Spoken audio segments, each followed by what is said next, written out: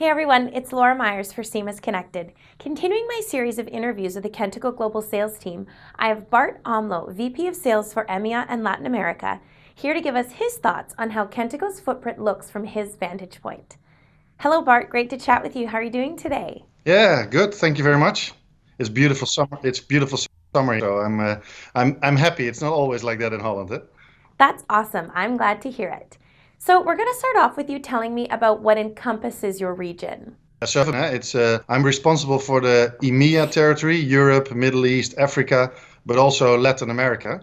It's you could almost say a bit of the extra part of the territory. So really big, diverse, very different dynamics in all the different countries. So I think that makes most of the fun for me at least.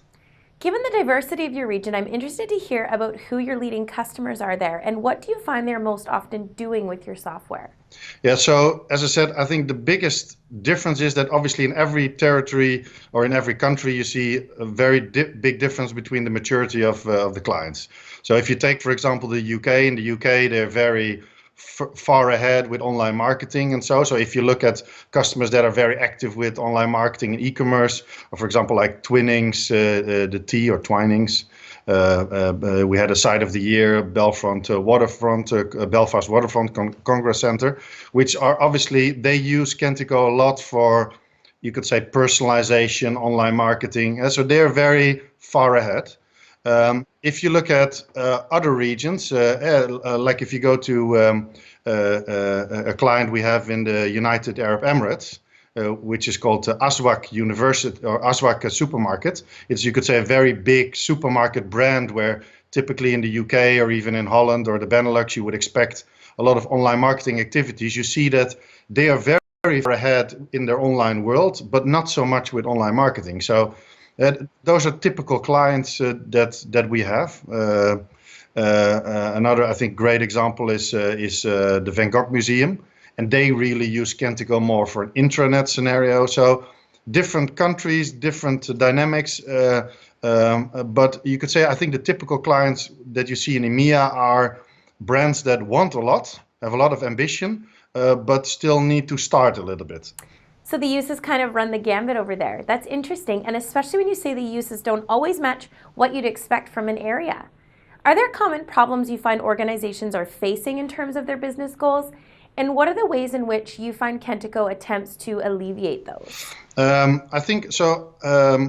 Let's assume we can categorize them in those three different variations. So you have the clients that I just spoke about, like Twinings and Belfast Waterfront.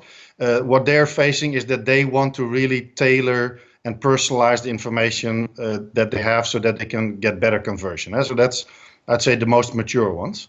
Then we have clients that are still struggling in getting from a pretty static brochure type of website into a little bit more dynamic, segmented website. So that's, I think, another challenge.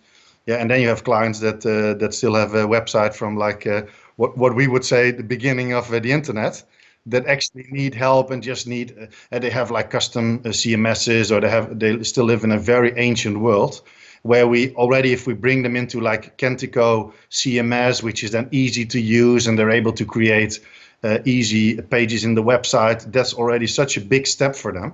So very different dynamics. And I think one of the things that currently is happening a lot in the more mature countries is obviously the whole part about the privacy regulations that the European Union is now pushing forward, GDPR, data protection regulations, where a lot of clients that are more mature are really now thinking, okay, we need to be ready in May next year.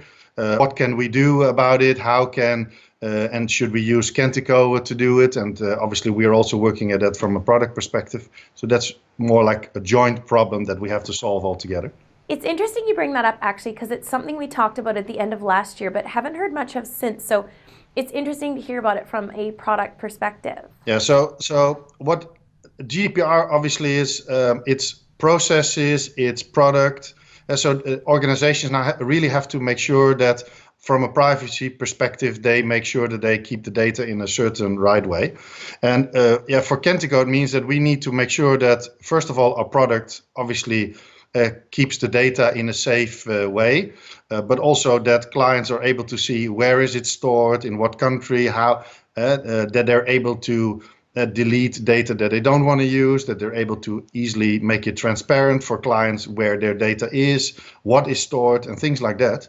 And so what we can do from a product perspective, obviously parts of it we already have, parts of it we're, let's say, improving also, is make sure that clients have like good visibility where their data is and how it's managed. And one of the things, for example, what you already see in the current solution of Kentico is, for example, cleaning of anonymous data of users. You can't keep it forever. And especially in those guidelines, organizations really can get big penalties about it. So we need to make sure that then Kentico at least supports that they don't have to worry about the privacy, that they can focus on the processes, and that the tool actually helps them to solve it in a little bit more easy way, you could say. Definitely. It's great that you're cognizant of this impact so far out from when it will take effect. Now, in reference to the customers you mentioned that were more mature in the digital marketing and personalization side, how do you feel Kentico stands out for them in that realm? I think our biggest differentiator is that where typically Kentico is good in is that because online marketing is already so complex. And I always compare it a little bit with a car.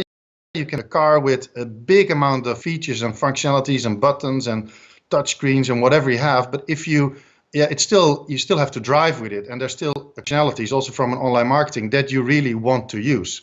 And so I think the challenge for products in our space is to provide a lot of functionality that are still easy to use and that they're still able to manage that. And I think that's where we really stand out, is that we provide a lot of, let's say, functionality for marketeers, but they still find it very easy to use and they can really easy find their way.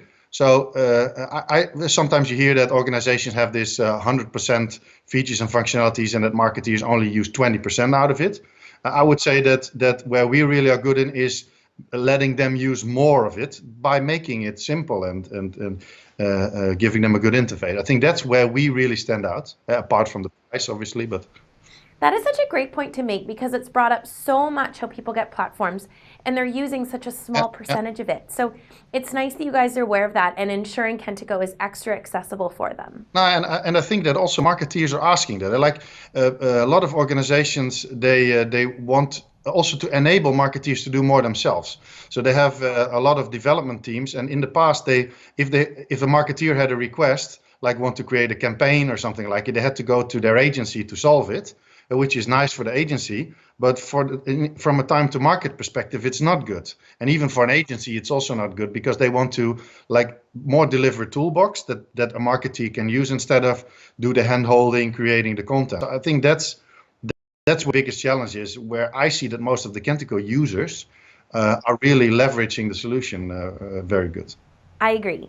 Now, in regards to the partner channel, it's said to be a big differentiator for you guys. So what can you tell me about the partners you have in your region?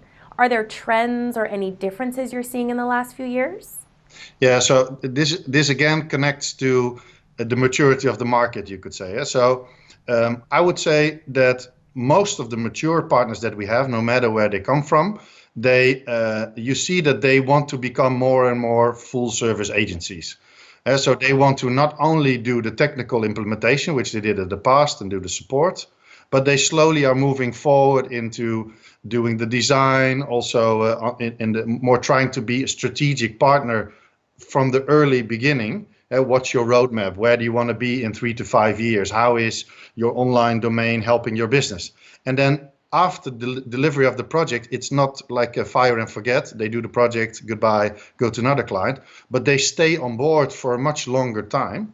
Clients want that, companies want that, but the whole idea behind that transition obviously is also that partners need to hire new people. Sometimes suddenly you see that they don't only have developers, but they also start having marketeers. So for them, it's also a big change, because a developer is different than a marketeer, also DNA wise. So I think the biggest challenge is also internally trying to bring all those different breeds together and be one company. I think that's the biggest challenge, I would say. They're definitely becoming the more full service, hands-on partner for a longer length of time versus, as you said, the finish and then the handoff. I definitely see that too, and I think it's a great way the average agency is improving on the old way of how things were done. Well, thank you so much, Bart. That's all the questions I have for you. Okay, thank you very much. It was a pleasure. You're very welcome.